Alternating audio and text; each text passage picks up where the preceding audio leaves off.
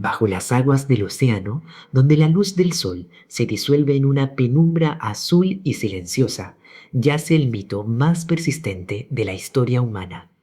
Durante más de 2000 años, exploradores, historiadores, científicos y soñadores han escudriñado los mapas y los fondos marinos buscando las huellas de una civilización perdida, un imperio de esplendor inimaginable que, según la leyenda, fue tragado por las aguas en un solo día y una noche de catástrofe. La Atlántida no es solo una historia sobre templos de oro y canales concéntricos, es el espejo de nuestros propios temores sobre la fragilidad de la civilización. Pero, ¿qué hay de real detrás de este relato? ¿Fue la Atlántida una masa de tierra física que hoy descansa en el lecho marino, el recuerdo distorsionado de un desastre natural real, o simplemente la creación literaria de una de las mentes más brillantes de la antigüedad? Para entender lo que realmente le pasó a la Atlántida, debemos emprender un viaje que cruza la filosofía griega, la arqueología moderna, la geología de las placas tectónicas y la propia psicología humana. Nuestra búsqueda comienza en las calles de Atenas, aproximadamente en el año 360 antes de nuestra era. El filósofo Platón, ya en la madurez de su vida, escribe dos de sus famosos diálogos, el Tímeo y el Critias. En estas obras, escritas en forma de conversaciones entre pensadores de la época, aparece por primera vez en la historia de la humanidad la mención de la Atlántida. Platón no presenta la historia como una fábula de entretenimiento, sino como un relato histórico verídico que había sido transmitido a través de las generaciones. Según el texto, la historia fue contada originalmente por el sabio legislador Solón, quien la había aprendido de unos sacerdotes egipcios en la ciudad de Sais.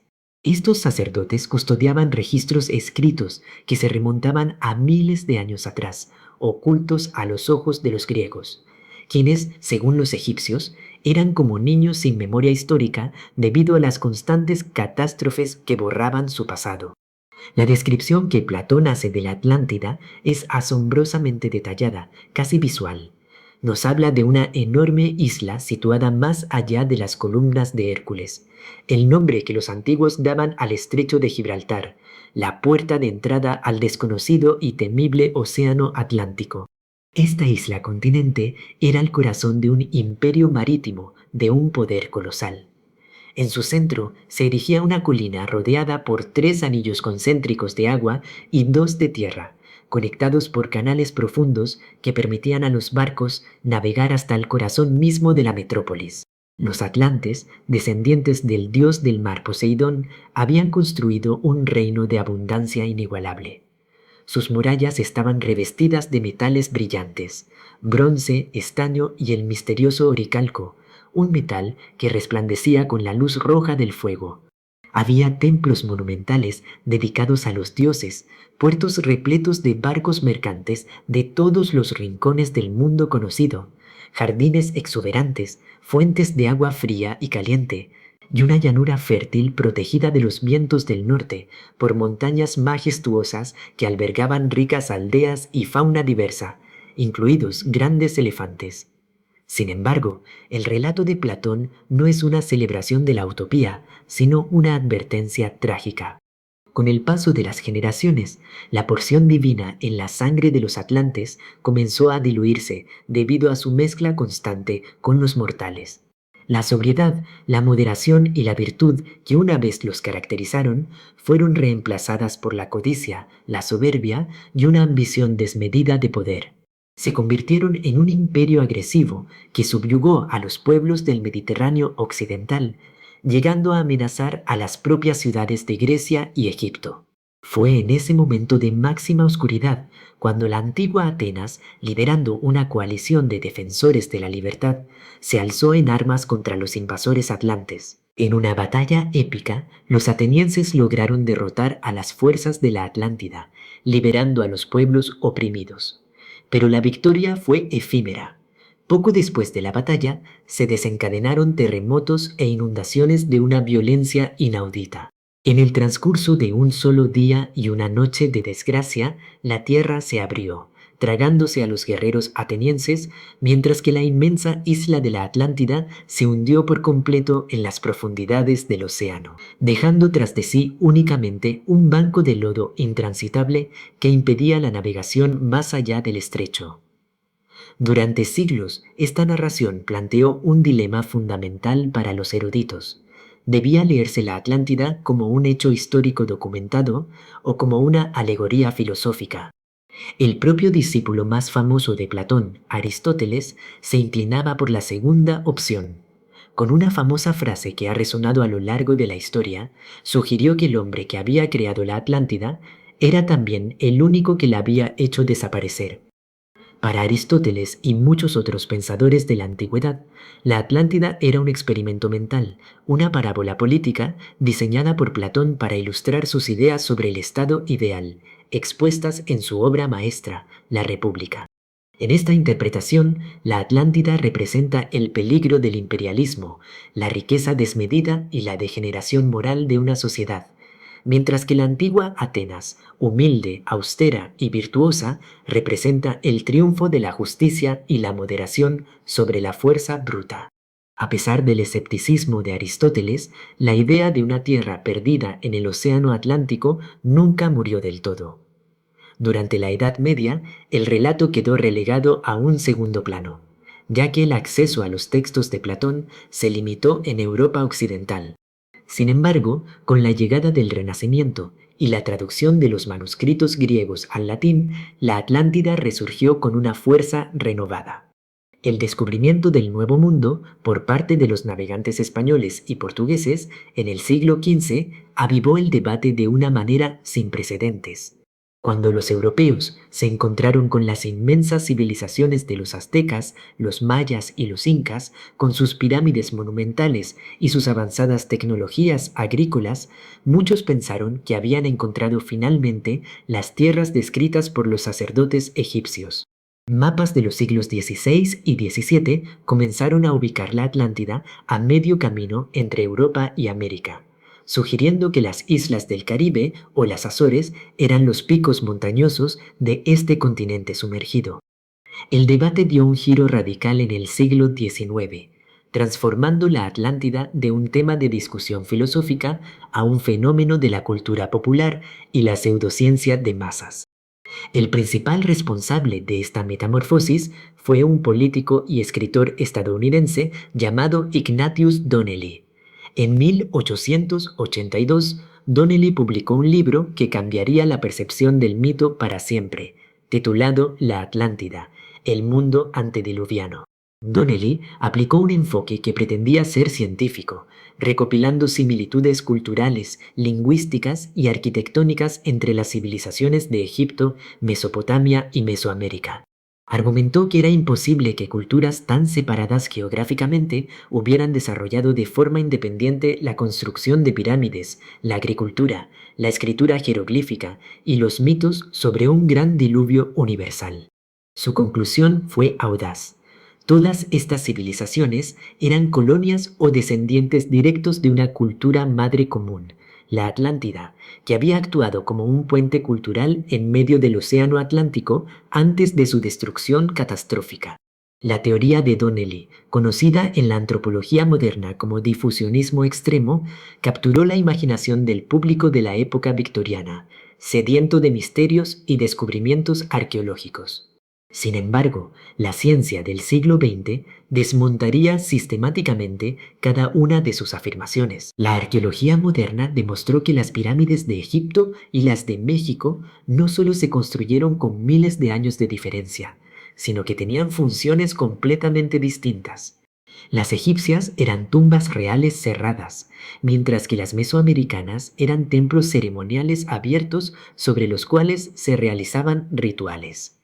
Además, el desciframiento de los sistemas de escritura y el estudio de la genética de las poblaciones indígenas americanas confirmaron su origen asiático a través del estrecho de Bering, sin necesidad de recurrir a un continente intermedio en el Atlántico.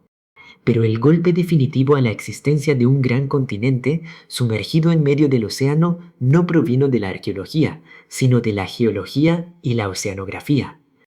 A mediados del siglo XX, los científicos comenzaron a cartografiar el fondo del Océano Atlántico con tecnologías de sonar avanzadas.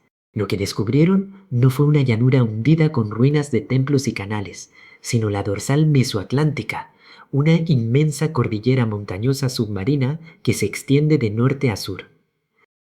Esta dorsal es en realidad una frontera tectónica, un lugar donde las placas continentales de América, Eurasia y África se están separando lentamente. En lugar de hundirse, el fondo del Océano Atlántico se está expandiendo constantemente a medida que el magma asciende desde el manto terrestre para crear nueva corteza oceánica. Las leyes de la tectónica de placas demuestran que es físicamente imposible que una masa de tierra del tamaño de un subcontinente se haya hundido en el Océano Atlántico en tiempos geológicamente recientes. Los continentes están hechos de granito, una roca significativamente más ligera que el basalto del fondo marino, lo que significa que las masas continentales no pueden hundirse en el manto de la misma manera que un barco de madera no puede hundirse en el agua por su propio peso. A pesar de estas evidencias científicas abrumadoras, la búsqueda de la Atlántida no se detuvo, simplemente cambió de lugar. Si la Atlántida de Platón no podía haber existido en medio del Océano Atlántico, tal y como él la describió, era posible que el filósofo hubiera basado su relato en un desastre real ocurrido en otra parte del mundo, distorsionando los detalles de escala, ubicación y tiempo a lo largo de siglos de transmisión oral. Esta hipótesis llevó a los investigadores a buscar candidatos históricos y arqueológicos más plausibles dentro de los límites del mundo conocido por los antiguos griegos. Y fue en el corazón del mar Egeo donde encontraron la que hoy en día se considera la explicación científica más sólida y fascinante del origen del mito: la civilización minoica y la erupción de la isla de Tera. Para comprender esta conexión debemos retroceder en el tiempo hasta la Edad del Bronce, aproximadamente 1600 años antes de nuestra era. En la isla de Creta y las islas circundantes del mar Egeo florecía la civilización minoica, considerada la primera gran cultura avanzada de Europa. Los minoicos eran un pueblo de navegantes, comerciantes y artistas extraordinarios. No eran guerreros fortificados tras murallas masivas, sino una sociedad marítima que dominaba las rutas comerciales del Mediterráneo oriental. Construyeron palacios monumentales y complejos como el de Cnosos, que contaban con sistemas de drenaje avanzados, baños de agua corriente y suntuosas decoraciones murales que retrataban la vida cotidiana, ceremonias religiosas y un profundo respeto por la naturaleza y el mar.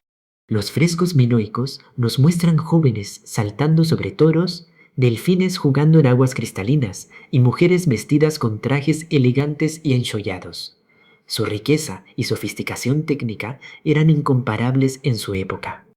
Sin embargo, esta civilización dorada estaba asentada sobre una de las zonas de mayor actividad volcánica y sísmica de la Tierra.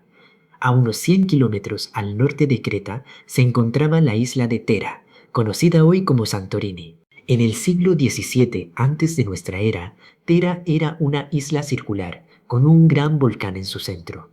Lo que ocurrió allí fue una de las catástrofes naturales más devastadoras de la historia de la humanidad: la erupción minoica de Tera.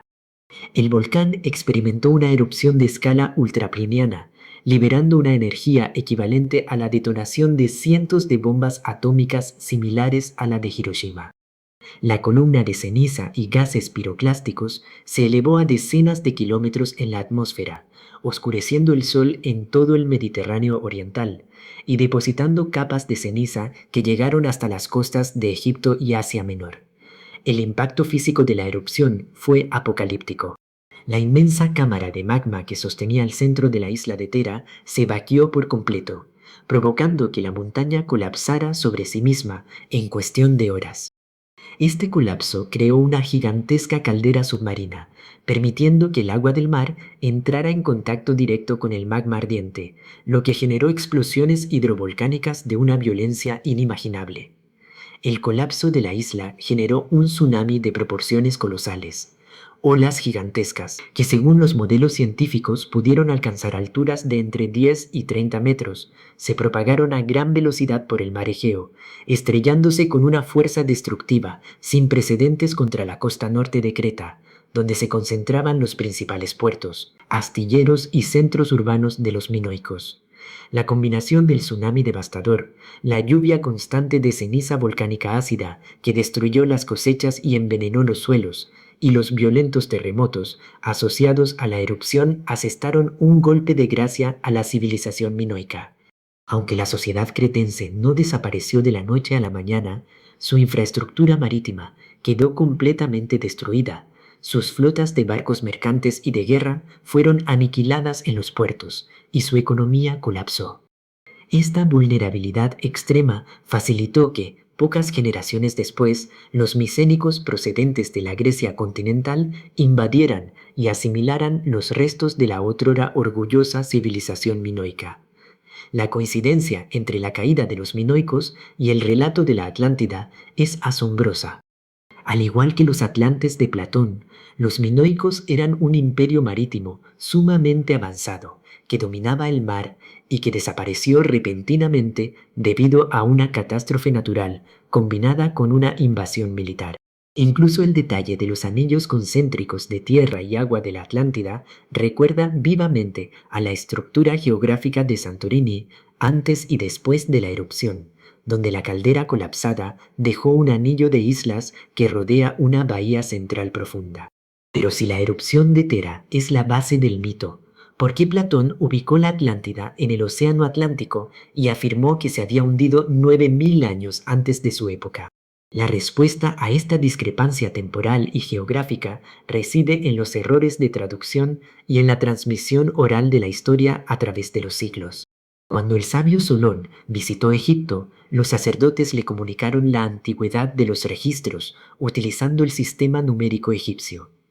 En los jeroglíficos, el símbolo para el número 100 es muy similar al símbolo para el número 1000. Es muy probable que se produjera un error de factor de 10 durante la traducción del egipcio al griego. Si dividimos los 9000 años de Platón por 10, obtenemos 900 años. Si sumamos 900 años a la época en que vivió Solón, aproximadamente en el año 600 antes de nuestra era, llegamos al año 1500 antes de nuestra era, una fecha que coincide casi con precisión matemática con la erupción de Tera y el declive de la civilización minoica. Lo mismo ocurre con las dimensiones físicas de la isla descritas por Platón, que de ser reducidas en un factor de 10, encajan perfectamente con las dimensiones de la llanura de Mesara en Creta. El cambio de ubicación del mar Egeo al océano Atlántico también se explica por la evolución de la mentalidad griega. En la época de Solón y Platón, el mar Egeo era un espacio geográfico familiar y completamente cartografiado, por lo que una catástrofe de tal magnitud debía ser reubicada en los confines del mundo conocido, más allá de las columnas de Hércules, para mantener su carácter misterioso y legendario. Sin embargo, la hipótesis minoica no es la única que intenta conectar la Atlántida con una realidad arqueológica. A lo largo de las costas de la península ibérica, en el suroeste de España, se encuentra otro candidato histórico fascinante que ha capturado la atención de arqueólogos y geólogos modernos, el reino de Tartesos. Mencionado en textos antiguos y en la propia Biblia bajo el nombre de Tarsis, Tartesos fue una rica civilización de la Edad del Bronce y del Hierro que prosperó gracias a la explotación y el comercio de metales preciosos como la plata, el cobre y el oro. Este reino estaba situado en la desembocadura del río Guadalquivir, una zona que en la antigüedad formaba un gran estuario abierto al océano Atlántico, justo más allá del estrecho de Gibraltar, es decir, precisamente detrás de las columnas de Hércules, descritas por Platón. Investigaciones geofísicas recientes en el Parque Nacional de Doñana, una inmensa reserva natural de marismas en el sur de España, han revelado la presencia de estructuras geométricas enterradas bajo metros de lodo y sedimentos fluviales.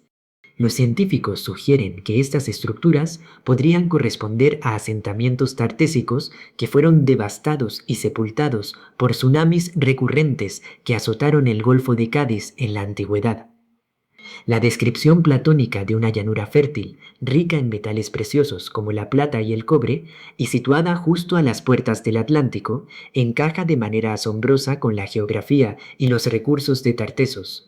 Para los marineros griegos que navegaban hacia el oeste, llegar a Tartesos era adentrarse en una tierra de riqueza legendaria que, tras el colapso de las rutas comerciales y los cambios geomorfológicos del estuario del Guadalquivir, pareció desvanecerse de la historia de forma repentina, dejando tras de sí un paisaje de marismas de lodo intransitables que impedían el paso de los barcos, un detalle que Platón menciona explícitamente en sus textos. En años recientes, el auge de las imágenes satelitales y las redes sociales ha dado vida a otra teoría que ha ganado una inmensa popularidad en Internet: la estructura de Richat, también conocida como el Ojo del Sáhara, en Mauritania. Esta formación geológica circular, visible desde el espacio, presenta una serie de anillos concéntricos de roca que recuerdan de forma impactante a la descripción visual que Platón hizo de la capital de la Atlántida. Quienes defienden esta teoría argumentan que las dimensiones del Ojo del Sáhara coinciden casi exactamente con las medidas dadas por el filósofo griego, y que la presencia de depósitos de sal y fósiles marinos en la región demuestra que la zona estuvo una vez inundada por el océano. Sugieren que una inundación catastrófica provocada por el impacto de un asteroide o un cambio climático brusco al final del último periodo glacial pudo haber destruido una civilización asentada en este lugar, arrastrando sus restos hacia el océano y dejando la estructura de Richat expuesta y erosionada en medio del desierto actual. Sin embargo, la comunidad geológica y arqueológica internacional descarta de forma unánime esta hipótesis. Los estudios geológicos detallados demuestran que la estructura de Richat no es de origen artificial ni el resultado de un impacto cósmico. Se trata de un domo geológico anticlinal profundamente erosionado que comenzó a formarse hace cientos de millones de años, mucho antes de la aparición del ser humano sobre la Tierra. Los anillos concéntricos son capas de rocas sedimentarias e ígneas de diferentes durezas que se han desgastado a ritmos desiguales bajo la acción del viento y el agua. Además, los arqueólogos que han excavado en la región de Richat no han encontrado rastro alguno de una gran civilización de la Edad del Bronce, con canales o tecnologías avanzadas.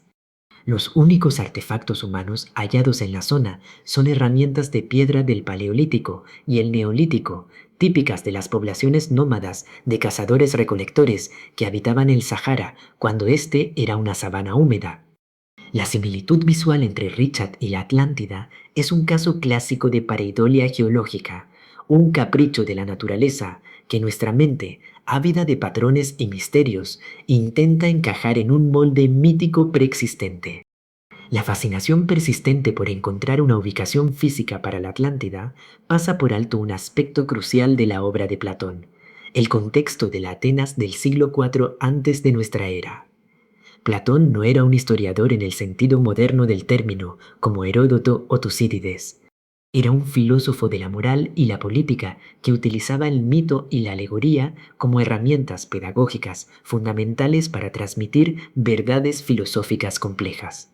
En sus diálogos, Platón recurre con frecuencia a historias inventadas como el famoso mito de la caverna o el mito de para ilustrar sus conceptos sobre el alma, el conocimiento y la justicia. La historia de la Atlántida debe entenderse en este mismo marco intelectual. Al inventar la Atlántida, Platón estaba creando el contraejemplo perfecto para su visión de la sociedad ideal. En su Diálogo de la República, el filósofo describe una ciudad-estado utópica gobernada por filósofos reyes, donde la propiedad privada está abolida para la clase gobernante, la educación es rígidamente controlada y la vida social está organizada en torno a la virtud y la justicia.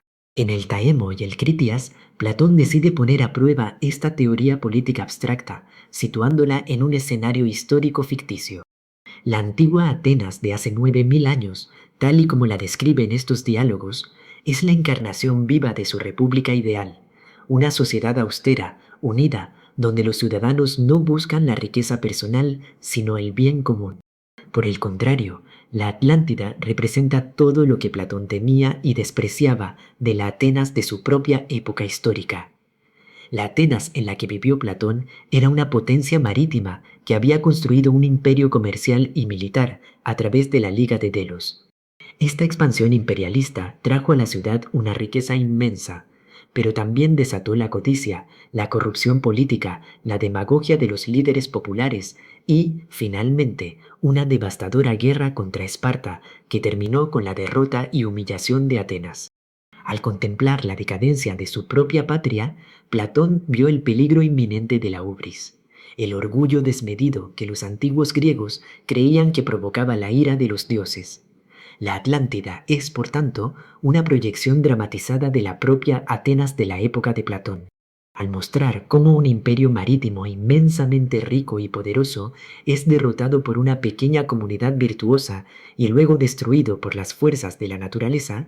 Platón estaba enviando un mensaje político urgente a sus contemporáneos. Si Atenas continuaba por la senda del imperialismo agresivo, la codicia y el olvido de la virtud, sufriría inevitablemente el mismo destino trágico que la Atlántida.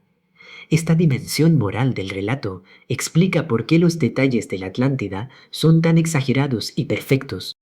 Los canales concéntricos, los templos de Oricalco y los ejércitos de miles de carros de guerra no son descripciones arqueológicas de un lugar real, sino elementos escenográficos destinados a enfatizar la escala del poder atlante y, en consecuencia, la magnitud de su caída. Cuanto más alto y esplendoroso fuera el imperio de la Atlántida, más impactante y moralmente instructiva resultaría su destrucción total.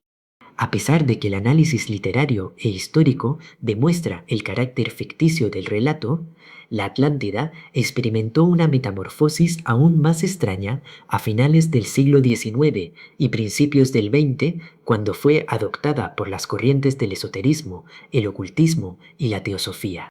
Figuras como Elena Blavatsky, fundadora de la Sociedad Teosófica, integraron la Atlántida en cosmologías complejas sobre la evolución espiritual de la humanidad. Según estas doctrinas místicas, los atlantes no eran simplemente humanos de la Edad del Bronce, sino una de las razas raíz de la humanidad, seres dotados de poderes psíquicos asombrosos, tecnologías basadas en cristales de energía y capacidades de telepatía que vivían en armonía con fuerzas cósmicas antes de caer en la magia negra y provocar su propia destrucción física. Estas ideas esotéricas fueron desarrolladas aún más por el famoso místico y canalizador estadounidense Edgar Cayce en las décadas de 1930 y 1940. Cayce, conocido como el profeta durmiente, afirmó haber tenido visiones detalladas de vidas pasadas de sus pacientes en la Atlántida. Según sus lecturas psíquicas, los atlantes poseían naves voladoras, submarinos y una fuente de energía masiva conocida como el cristal de fuego, cuya manipulación incorrecta desencadenó las catástrofes geológicas que fragmentaron y finalmente hundieron el continente. Cayce llegó a profetizar que partes de la Atlántida resurgirían del fondo del océano cerca de las Bahamas a finales de la década de 1960. Cuando en 1968 se descubrió una formación rocosa submarina de bloques de piedra aparentemente alineados frente a la costa de la isla de Bimini, conocida hoy como la carretera de Bimini, muchos creyeron que la profecía de Cayce se había cumplido. Sin embargo, los estudios geológicos realizados por geólogos marinos demostraron que la carretera de Bimini es en realidad una formación natural de roca caliza costera erosionada que se fractura de forma natural en bloques rectangulares debido a la acción de las olas y las mareas, un fenómeno geológico bien documentado en otras partes del mundo. La transformación de la Atlántida en un contenedor de fantasías tecnológicas y espirituales revela un aspecto profundo de la psicología humana. Necesitamos creer en la existencia de un pasado dorado, un Edén perdido, donde la humanidad alcanzó un estado de perfección científica, social y espiritual que hoy nos parece inalcanzable. Este anhelo de una era dorada perdida actúa como un bálsamo contra la ansiedad del presente, ofreciéndonos la esperanza de que si una vez fuimos capaces de construir una civilización tan perfecta, tal vez podamos volver a hacerlo en el futuro.